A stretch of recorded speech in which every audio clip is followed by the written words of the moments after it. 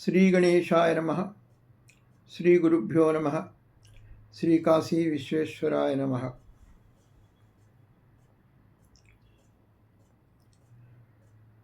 విఘ్నేశ్వరుని దగ్గర ఉన్నటువంటి దేవిని చెప్పుకున్న తర్వాత కాశీనగరం మధ్యలో చర్మముండ,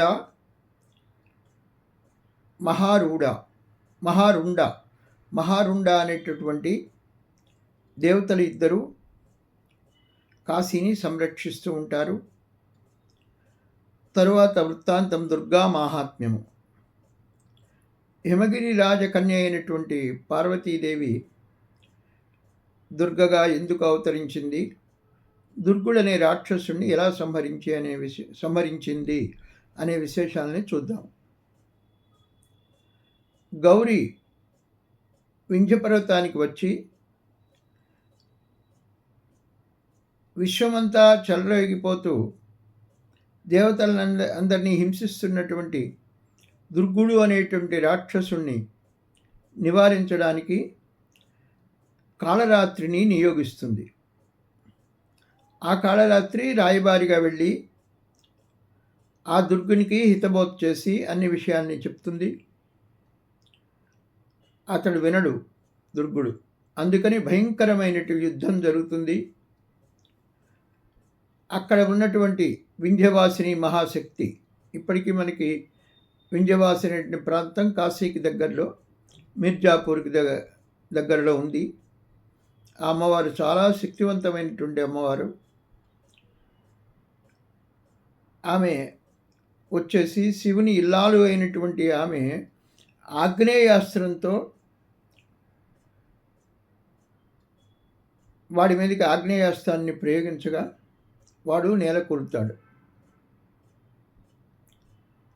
హరిబ్రహ్మాదులైనటువంటి దేవతలు వీరందరూ వచ్చి వింధ్యవాసిని అమ్మవారిని అనేక విధాలుగా స్తుతిస్తారు.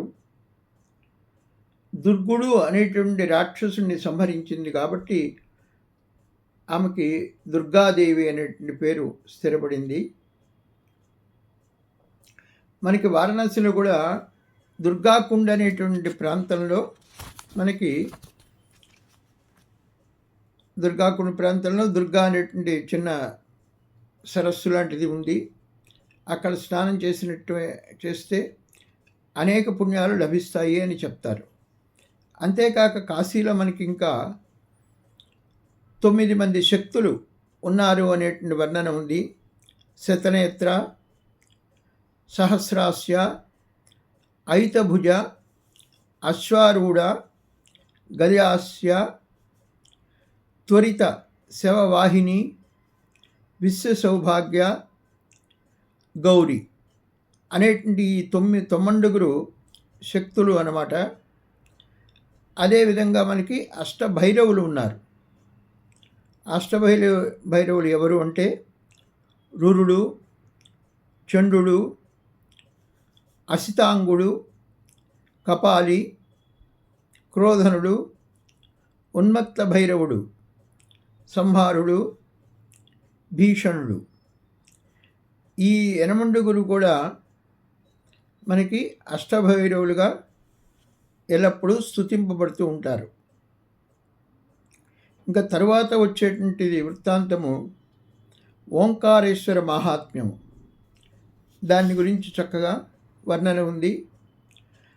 ఆనంద విపినంబునందు ఆదిమ బ్రహ్మ తపమాచరించే అత్యంత నిష్ఠ పర్యాయముననేగే 10 యుగంబులు అంత పాతాళ లోకాంతరమున ఉండియు ఉత్థితమయ్యే ఒక దివ్యలింగంబు బహుకోటి రవి విభాభాసితంబు విధి మనోవీధి భావించును ఏ తేజము ఆ తేజంబు లింగమూర్తిత్వముందే భూమి భువనాగ్రభాగ విస్ఫుటన వేళ సంభవించు చటచ్చట శబ్దధారక్రమముతోడ సమాధి యోగంబు విడిచి కన్నులు 8 విచ్చే కమలభవుడు.